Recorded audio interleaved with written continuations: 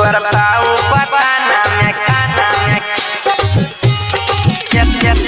सकड़ा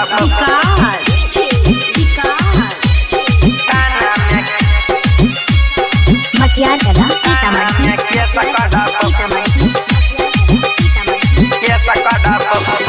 मां संतोषी recording studio Rampur बाजार।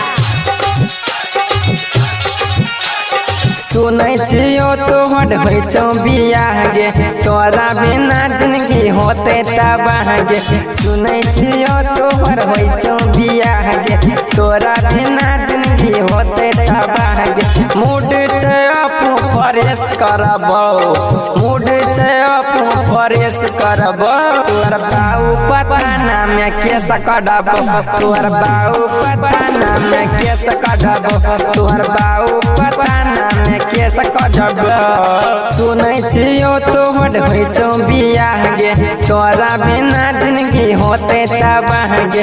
सुनै छियो तोहर होइ छौ बियाह गे तोरा बिना जिंदगी होते तबाह गे।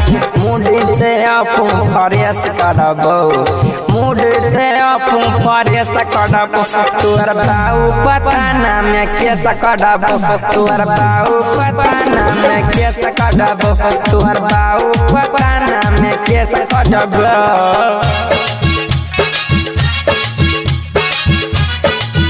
तोर बाऊ पताना में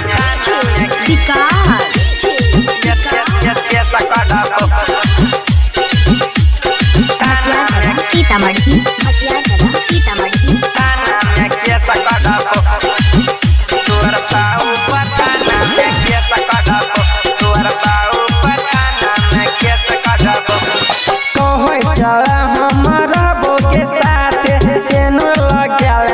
दोसर के हाथे के चौड़ी सुना कहे चल हमारा बोगे साथे सेनुर लगे तू दोसर के हाथे।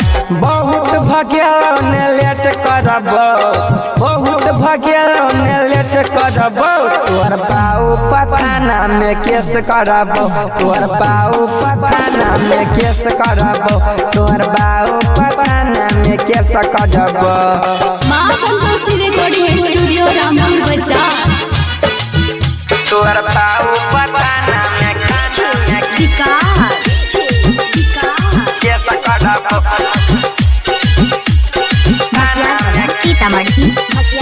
सीतामढ़ी काना में केस करबो तोर बाऊ पताना में केस करबो तोर बाऊ पताना में केस करबो।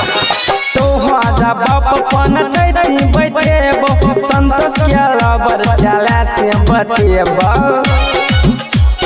गचौड़ी सुना तोहरा बाप पन चैती बैठेबो राम बाबू के लबर चला से बतेबो। सब बतिया फेस टू फेस करबो सब बतिया फेस टू फेस करबो तोर बाऊ पताना में केस कढ़बो तोर बाऊ पताना में केस कढ़बो तोर बाऊ पताना में केस कढ़बो।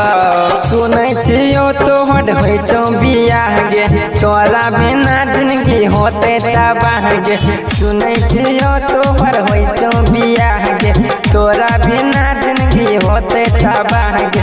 मूड छै अपू फ्रेश करबौ मूड छै अपू फ्रेश करबौ तोर बाऊ पताना में केस कढ़बौ तोर बाऊ पताना में केस कढ़बौ तोर बाऊ पताना में केस कढ़बौ।